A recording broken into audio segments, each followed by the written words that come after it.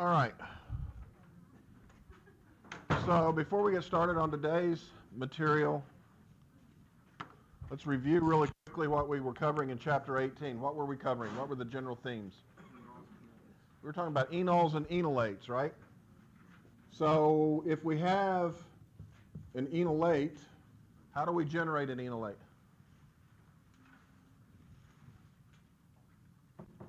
What do we need to generate an enolate?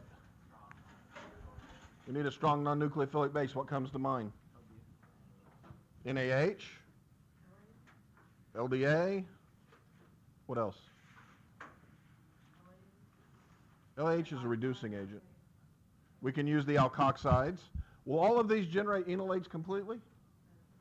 No, right? LDA and sodium hydride will because they're really strong. How about the alkoxides? Not so much. How much can we produce?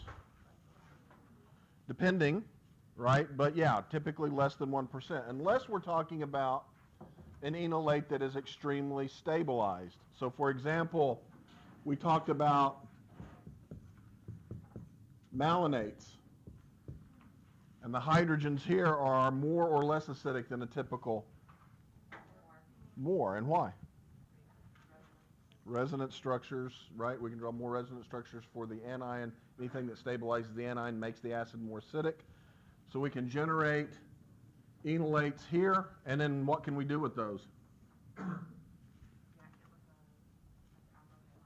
Yeah, we can. We react them with general electrophiles, right? So we can, I don't know, let's just say we use iodomethane, we do SN2 chemistry, right? And we put a new methyl group on, and now we've generated a carbon-carbon bond. And then we can boil these up in acid, and what would happen?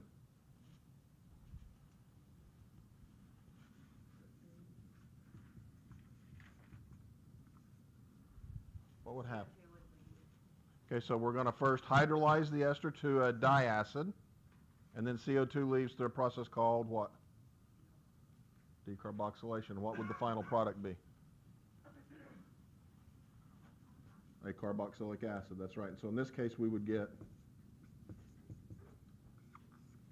that is our carboxylic acid from that process. What's the name of that overall synthetic procedure?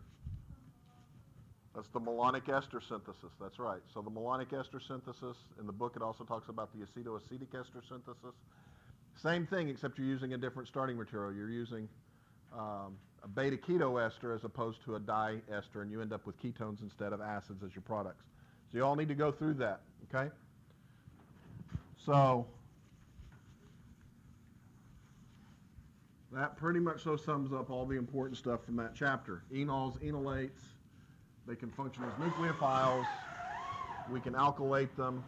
We can convert those products into other products. And so today we're going to get involved in chapter 19, and we're going to talk about some more chemistry of enols and enolates, pretty much so the enolates. Okay? And we're going to talk about some named reactions. Now we'll review the malonic ester synthesis just briefly today because we've already talked a little bit about it, but it also belongs here as well. So we're going to talk about the Claisen reaction, the Diekmann condensation, and the Aldol reaction. They're going to be the new ones that we talk about. So named reactions are starting to become more and more a part of our language that we're using here. But to be honest with you, 3 lectures ago I stopped teaching you anything new.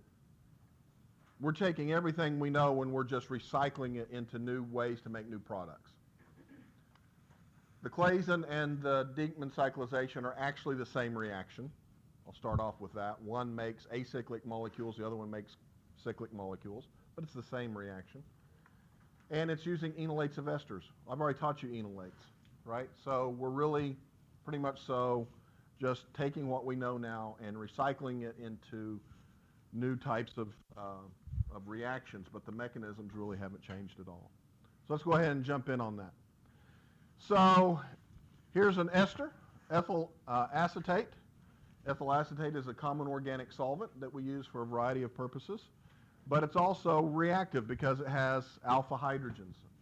Those alpha hydrogens are easily deprotonated, and Where do you think the pKa range for those hydrogens is going to be?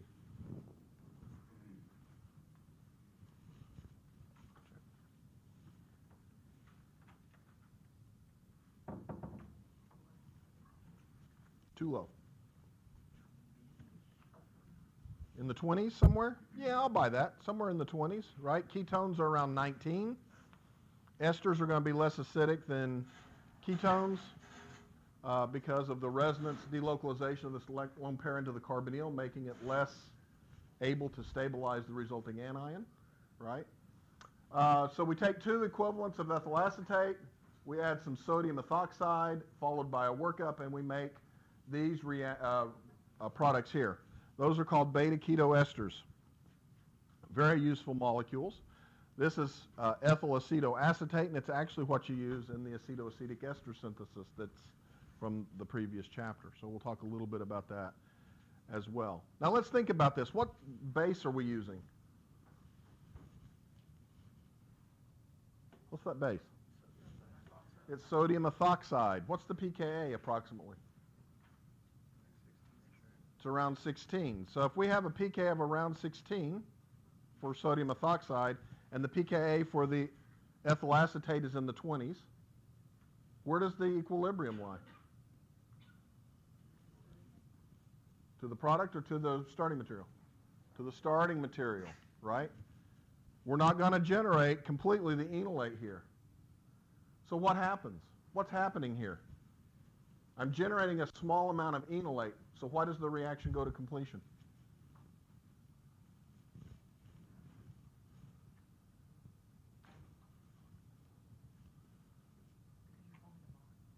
We are forming a bond. That's true. What else?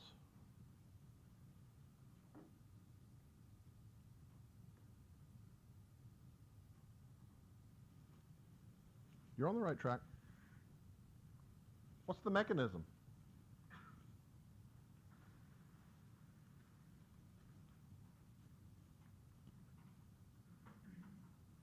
I know it's Monday morning, but what's the mechanism? Nope.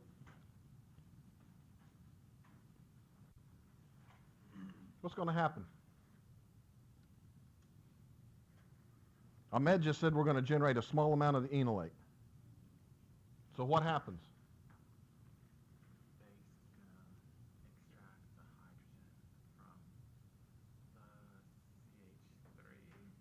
And generate an enolate of the ester, right? Okay. And how much of that do you think we're going to generate? Not a lot. Give me a rough number. 3%. I would even say is high. I'd say less than 1%. Okay? So we're going to generate a very small amount of the enolate, yet the reaction happens. Why? What is that little bit of enolate in? Not yet. That's after step 2. We're just at step 1 right now.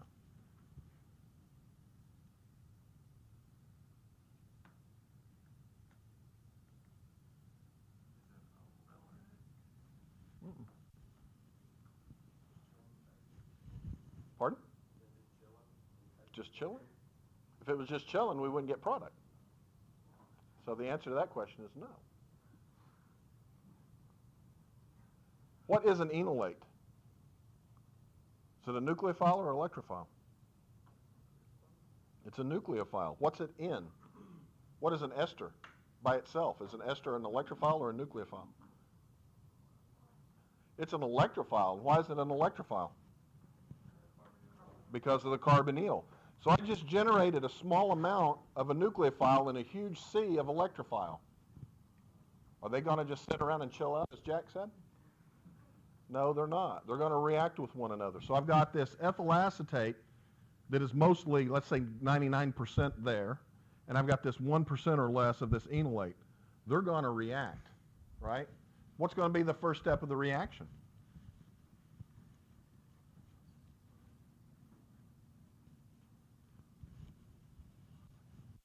Think about what was the first step when any nucleophile attacked an ester. That attacks the carbonyl carbon, right? And gives me what? What's the intermediate?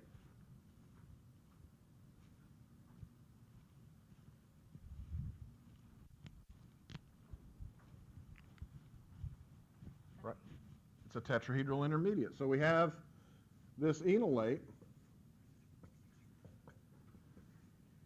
going to react with this ester, going to push, right? We're going to have that.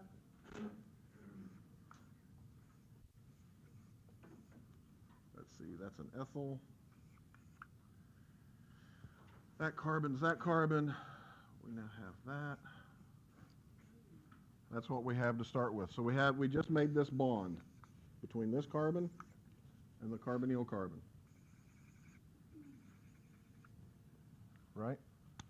But is that going to stick there? What's going to happen? Okay, so this is going to come back, and this is going to function as a leaving group. And we're going to end up with the product that we have, and we're going to regenerate our base, ethoxide. So as the reaction proceeds, it always has base present. It doesn't completely get consumed, okay? Now, why does the reaction go to the right?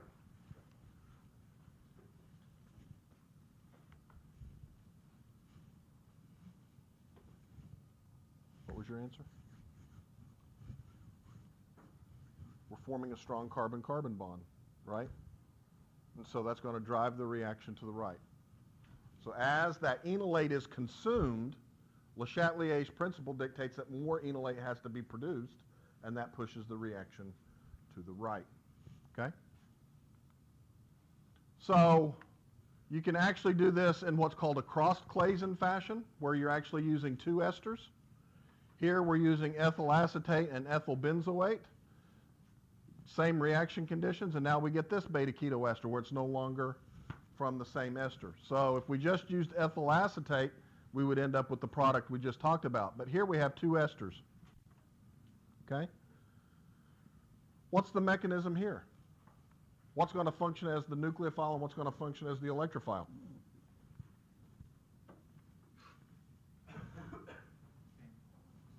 Pardon? Okay, but last time the electrophile and the nucleophile were both the same molecule. And why? And why? It's the one with the alpha hydrogens. It's the only one that can form the enolate, right? The other ester has no alpha hydrogens, so it can only function as the what? As the electrophile. Very good, right? So, take a moment and write down that mechanism on a sheet of paper.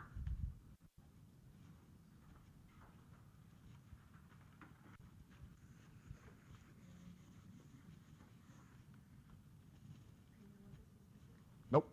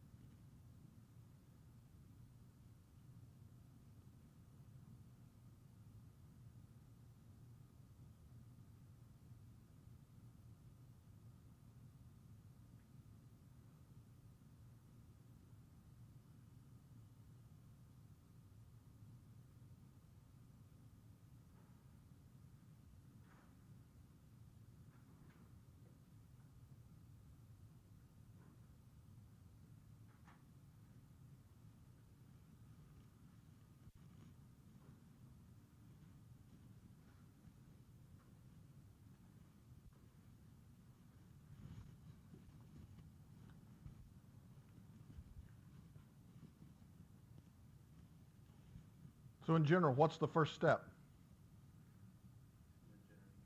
You're going to generate the enolate of the ethyl acetate. Okay, good. What's the second step?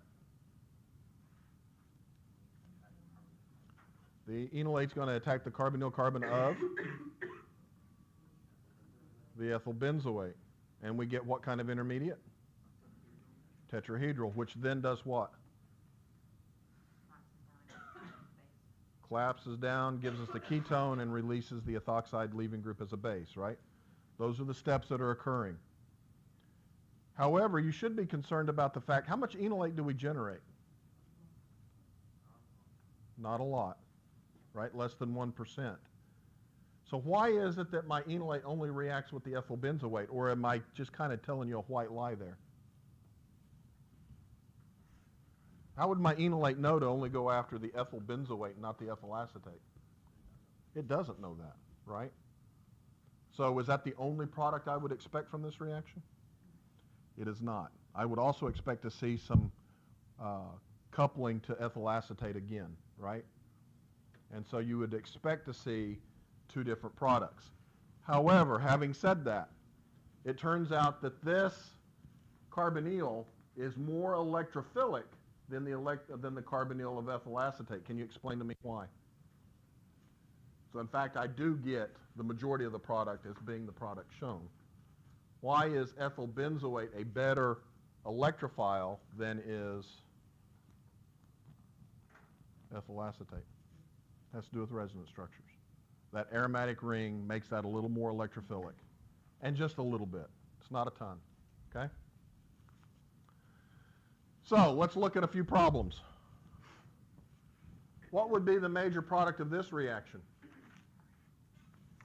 How do we approach these problems? Well, of course, one step at a time. Sure, that's good.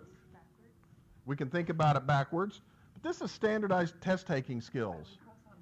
You cross out the ones that can't be. And by looking at it, you know that this has to be what named reaction? Claisen reaction. And you know that a Claisen reaction produces a what?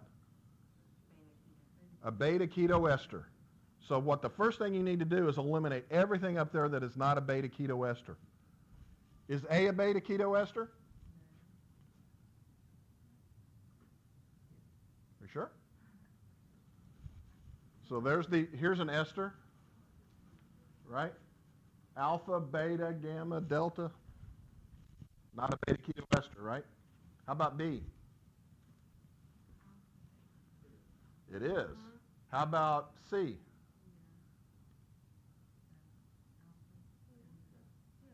You sure?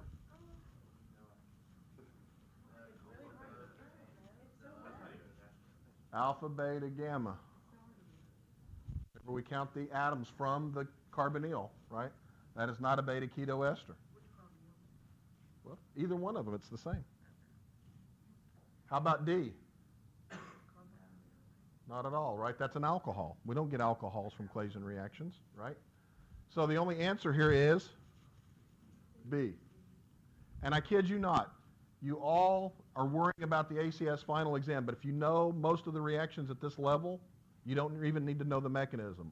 I know this is a Claisen, I know what the product is, I can figure out from that information what the correct answer is, okay?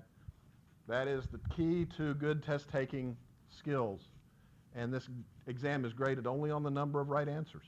The more right answers you get, the higher your percentile score, right? Negative or misses don't count against you, okay? How about this one?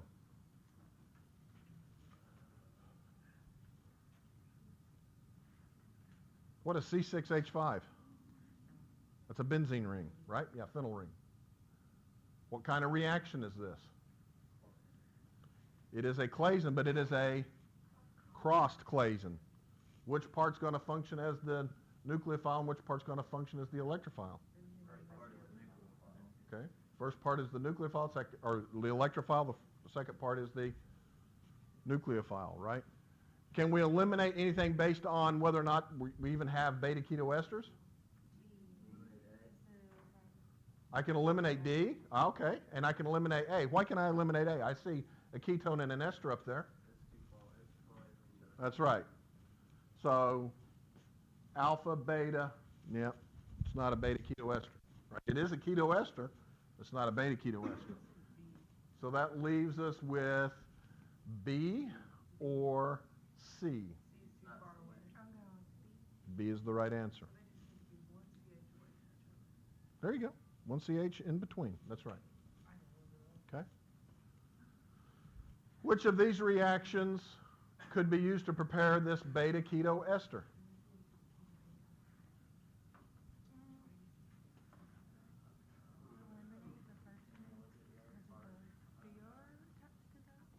I can eliminate.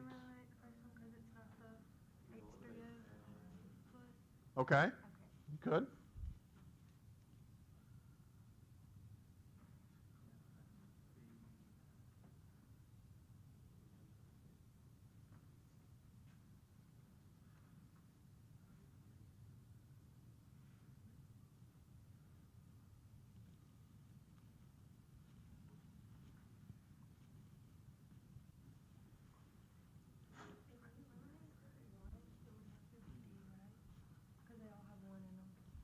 Okay, it's starting to sound like a pretty good test taking strategy there, right?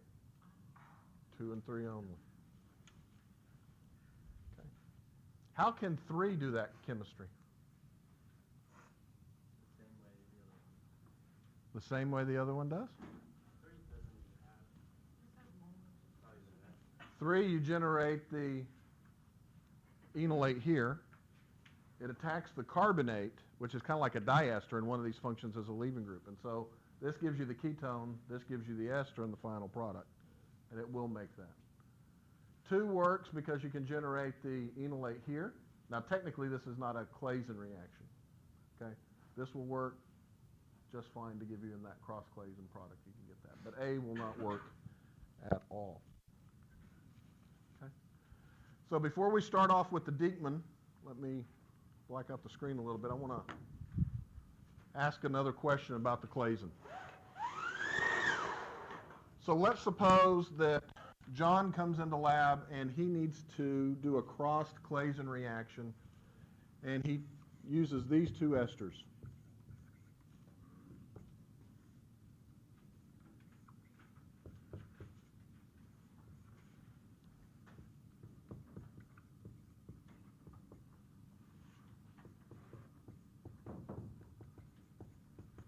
No heat.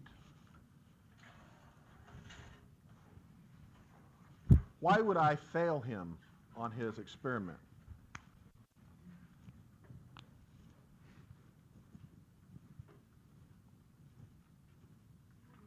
Sorry, John.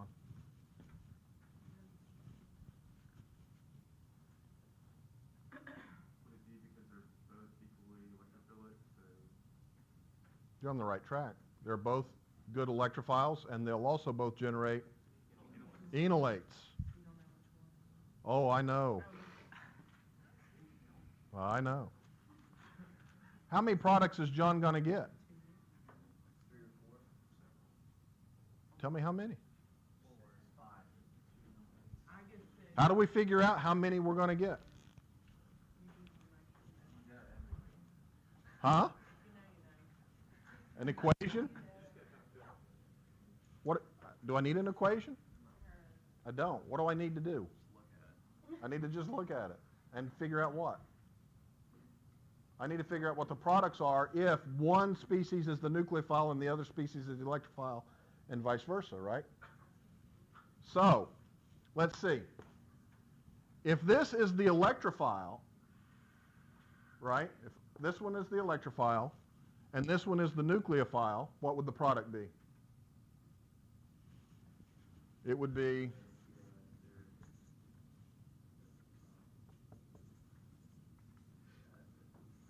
that, right? If this is the electrophile and this is the nucleophile. What if this is the nucleophile and this is the electrophile? What would we get? So if this is functioning as the nucleophile, right, I would get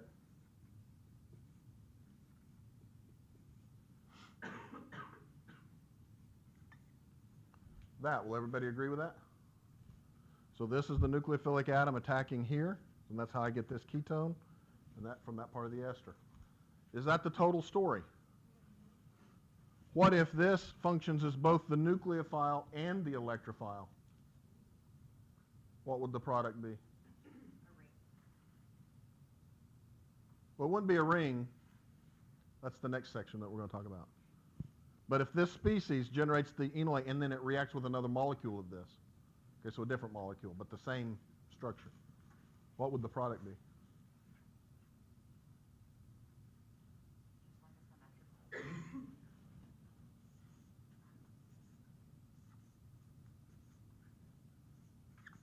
would be that, right?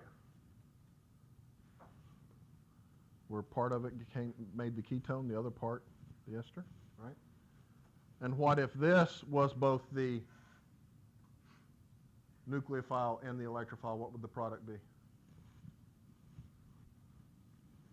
Put a plus there. Let's put a plus over here. So we would have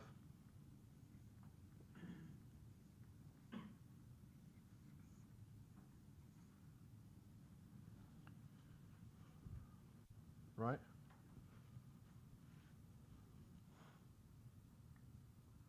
Is there anything else that can be made? That's pretty much so all the combinations, right? So 4 products. Wait a second, just 4? Is there a chiral center on this molecule? Yes or no?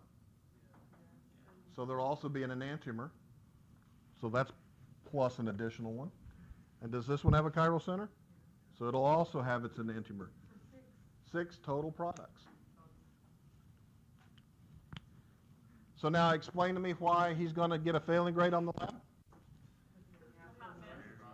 Because he's going to have a mess of products, and only one of those is the one that he wants, right? And we didn't even define which one he wants. So at best, his yield can be about 20%. That's not very good, right? That won't get you a raise at the company. That is why cross-Claisen reactions are really only practical if and only if one of the reacting partners has no alpha hydrogens, like the ethyl benzoate. Okay? Now, can you think of a way in which John could use those 2 esters and get away with it and actually get a passing grade? That's a possibility, but that would be very impractical here. What's the problem? What's the fundamental problem? It's the removal of the alpha hydrogens. How can we fix that problem? We could, but then we don't have the 2 esters, right? We have to have those 2 esters. Those 2 esters he has to use to make the product he wants. Ah, very good. So what he could do is he could take the one that he wants to use as the nucleophile, and what base might he use instead of sodium methoxide? LDA. So he'll take THF, LDA, he'll cool it down to minus 78 degrees. He'll add that ester slowly so as not to warm it. And when it comes into contact with the LDA, it completely deprotonates, right? And so he's generated completely the one enolate that he wants. Then what does he do? Then he adds the other ester in. It won't generate the enolate. It can only function as the electrophile. Okay? That is a directed Claisen reaction where you are forcing one species to function solely as the nucleophile. Okay?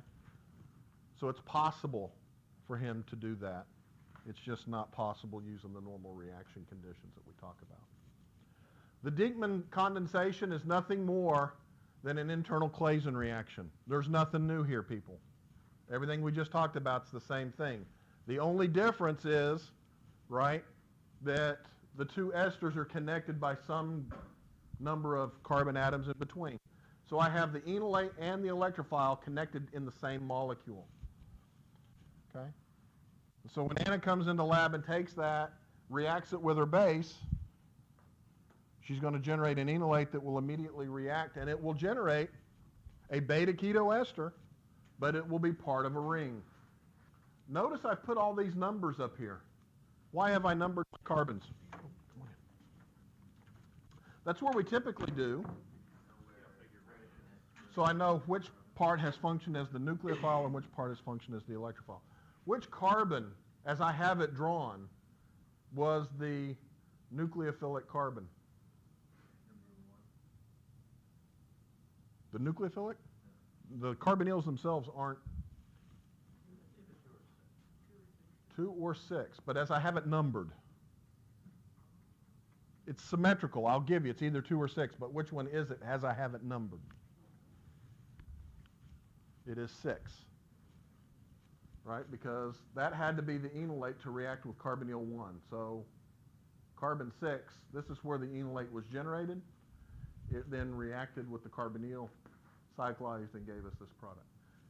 However, it doesn't really matter because this is symmetrical. I could have numbered it the other way where it showed 2. Okay? So we can generate these cyclic molecules very easily. You can generate 5-membered rings, 6-membered rings really easily using the Diekmann condensation. How else do we know to make 6-membered rings? Diels-Alder, right? So why didn't we use a Diels-Alder reaction to make this ring? There's no double bonds. That's exactly right. A Diels-Alder, we need a diene and a dienophile. We form a 6-membered ring that has a pi bond in it. This 6-membered ring has no pi bonds between the 2 carbons, but it has a carbonyl and an ester. So it turns out that the Diekmann condensation is actually useful for making components of steroids, which need a lot of 6-membered rings. Okay? So let's look at some more problems. What is the starting material that will yield this compound upon treatment with sodium ethoxide and ethanol?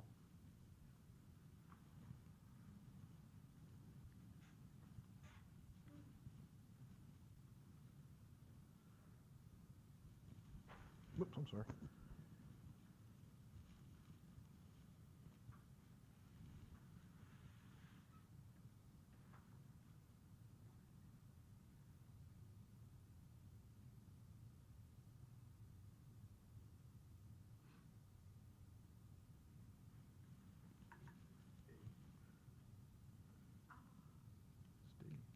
How'd you figure it out? Counted from where? Carbonyl is 1 plus the number of Okay. I noticed that in all of these, I've got diesters that should do something like a Diekmann cyclization, right? And really all you got to do is count the carbons in between to see that you're going to get the ring size that you need. And he's the only one that's going to get you that 5-membered ring. Very good. How about this one? Now wait a second. This is a diketone. Have we talked about a diketone? No, but you can figure it out. You all are smart. It's the same kind of concept.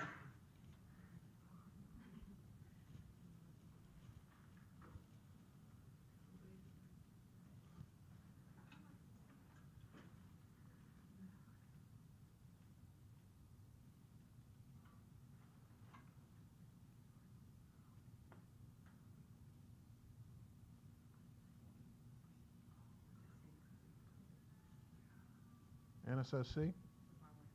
Final answer. It's correct. This is not a Claisen nor a Diekmann, but it is a similar reaction. The ketone generates the enolate. The enolate attacks the ester, and this functions as a leaving group, and that gives you the product. Here, what would the product be if we did this? This would attack here, and we'd end up with what?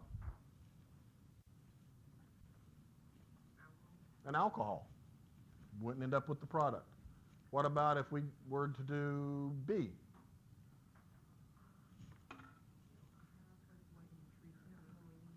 Well, that's true.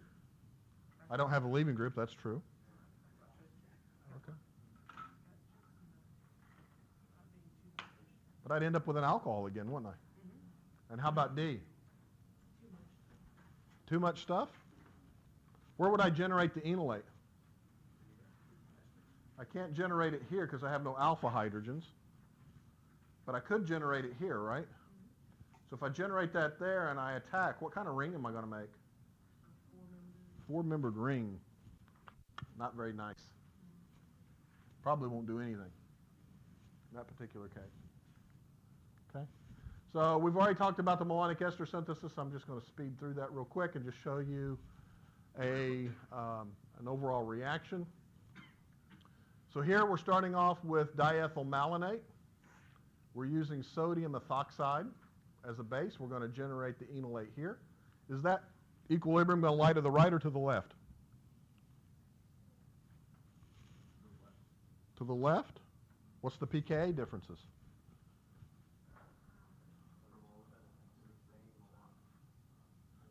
So this is around 16. These are around, huh?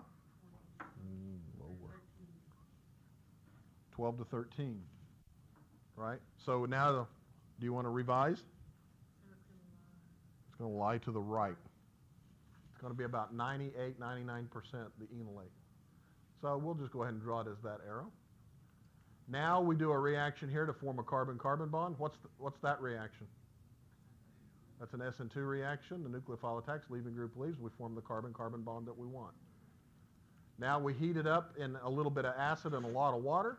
We hydrolyze the ester to the diacid, which then decarboxylates, and we end up making this carboxylic acid derivative. And the name of this reaction is the malonic ester synthesis, which sounds strange when you get a carboxylic acid as the product. I understand that. But it's because you're starting off with a malonic ester. It's based on the starting material. Okay? What product might you get from this reaction?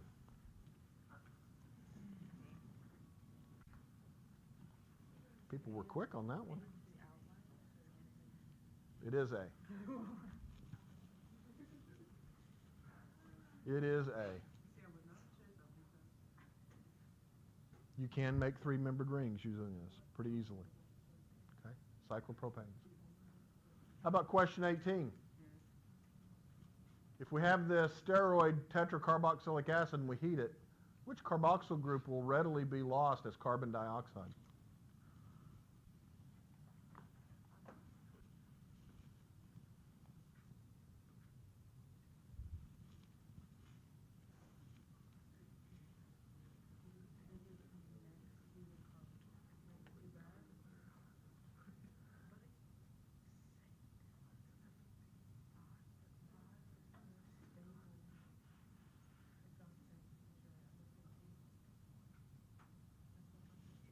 It is D. Remember, it's the beta keto acids or the beta diacids that lose carbon dioxide, right? And so since this is a beta keto acid, we will lose this as carbon dioxide, and you'll end up replacing that with just a hydrogen there, okay? What is the product of this reaction sequence?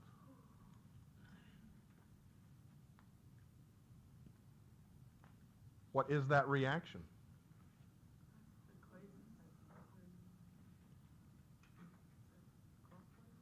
Looks like a cross-Claisen. Sort of. But if it's a cross-Claisen, I need two esters. Do I have two esters? No, I've got an ester and a ketone.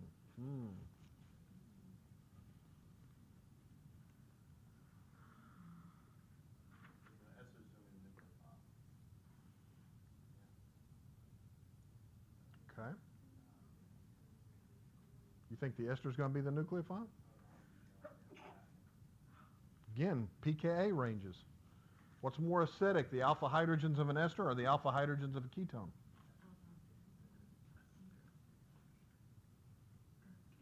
Ketone. Ah, the alpha hydrogens of a ketone. Now, does that change your opinion of what might happen here? So if these hydrogens are more acidic than these hydrogens, which ones will be deprotonated? These. So this is going to be the what? The enolate and form the nucleophile, and this is going to have to be the electrophile. And so the product is going to be B. Remember, it's this carbon that gets the negative charge, right? So that's going to attack there, that's going to leave, and you'll end up with this diketone. Okay? All right. Last name reaction for the day, the Aldol reaction. This is a very important reaction for those of you who are going to go on and study some biology at some point, because we have enzymes in our body called aldolases that do the reverse of this chemistry, actually, but it's the chemistry, okay? This is how your sugars are broken down, okay, through these types of reactions. The Aldol reaction is a reaction between two molecules of an aldehyde or a ketone that react with one another in the presence of a base to form what's called a beta-hydroxycarbonyl. So here we're taking something called acetaldehyde. Does anybody know where we get acetaldehyde? You definitely get it when you're drinking. This is what causes the hangover. That's right. And so it's produced by the oxidation of ethanol. And how would you prepare it in the laboratory? You're not going to just drink alcohol and prepare your own acetaldehyde for practical purposes. But how would you make it? So in my lab, I got a big jug of ethanol. How am I going to make acetaldehyde from the ethanol? Reduce it? Distill it? I might distill it to purify it, but that's not going to make it. So I'm going to oxidize it. What might my oxidizing reagent be? PCC, right? Because I want it to stop at the aldehyde. So I take the aldehyde, I react it with sodium hydroxide, and I get this so-called beta-hydroxycarbonyl compound. Okay? This is one possible product of this reaction. We'll talk about the other possible product in just a moment. Okay, so if you get these beta-hydroxycarbonyls, these are aldol reactions. So if it's an aldehyde, it makes a lot of sense to call it the aldol. If it's a ketone, we still call it an aldol. We don't call it a ketol. Okay, but it's still an aldol reaction. Same kind of chemistry is occurring. Notice this is an equilibrium. Okay? Is hydroxide a powerful enough base to completely deprotonate the acetaldehyde? No. You generate just a little bit. Okay? And this is actually an equilibrium. But we can drive the equilibrium to the right through a variety of techniques that we've talked about before. Okay? The mechanism is actually quite simple. The hydroxide generates the enolate. Less than 1%. Less than 1% enolate means that it's in a large sea of aldehyde. Is an aldehyde a good electrophile or a poor electrophile? It's a very good electrophile, actually. It's better than a ketone. It's better than an ester. And so once we generate the enolate, that enolate reacts with the remaining aldehyde that we have. We end up generating the tetrahedral intermediate. This is typically done in water or with water around, and the water then protonates the alcohol, and you generate the beta-hydroxycarbonyl plus hydroxide. So do I need a lot of hydroxide to get this reaction to go? I do not, because I consume a mole of hydroxide, I get a mole of hydroxide back. Looks like it's catalytic, okay? And we'll see some more examples of that. You all will be doing an experiment. You all doing the Claisen-Schmidt reaction this week in lab, or is that next week? Next week. This is basically the Claisen-Schmidt reaction in some sense, and you don't use a whole lot of hydroxide. The Claisen-Schmidt, you all can't mess this up. You literally mix the reacting partners, and you take like a single bead of sodium hydroxide, and you toss it in, and the reaction happens, and the product falls out of solution, and you filter it, you wash it, and you go analyze it. It just depends. I don't know. It depends on you. You spill your product? Why did you do that? You didn't mean to do it on purpose? Wow. What was the lab? What did, Class participation. What lab did we do? Anyone know what lab we did? what lab did y'all do last week? We dropped one of those little, we had to crush up the little jelly-looking beads.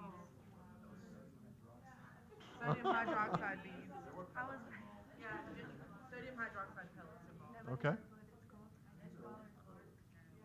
Oh, you did the Eschweiler-Clark reaction. Yeah, that word. Oh, okay. You spilled the Eschweiler-Clark reaction? Those conical vials are so flimsy. All right. Let's get back to some serious stuff here before we run out of time. So you're not limited to just things like acetaldehyde. You can use any aldehyde here for this. And so here's an example of propanal where we have one additional hydrogen, but it's still the alpha hydrogens that get deprotonated. You get the chemistry occurring. And how many, what's the maximum number of stereoisomers that we would get from this particular reaction? 3. How many chiral centers do I have? I have 2. So how many what's the maximum number possible? 4. I do get 2 diastereomers, and those 2 diastereomers each have an enantiomer. So that's why I get a maximum of 4 stereoisomers. So Again, not a particularly useful reaction on an industrial scale if you just did it like this. But chemists have been spending a lot of time over the last 20 or 30 years trying to figure out how you can generate only one of those stereoisomers. Okay? And that's an important area of study that's still going on today. Some people have been pretty successful at being able to do things like that. Okay? Now, it turns out that these beta-hydroxyaldehydes are pretty sensitive species. Okay? You all can make them, but I would guarantee you that the majority of you would not be able to isolate them because they will undergo a dehydration and lose water, the red atoms here, and actually form these alpha-beta unsaturated aldehydes. Okay? Why is it that this might be hard to isolate? Jack makes this, and then he tries to do some workup and actually isolate the product, and he finds that he has this. Why might that be the case? Is it his lab technique? Not necessarily. It's the stability of the product. This product is more stable than this product. Why? Okay, and it's resonance stabilized by the fact that it's conjugated. And we know that conjugation lowers the energy, right? And so, yes, if I went into lab and I used some special techniques, I could isolate this. But it would be very difficult even for me. I'd probably end up with a lot of this.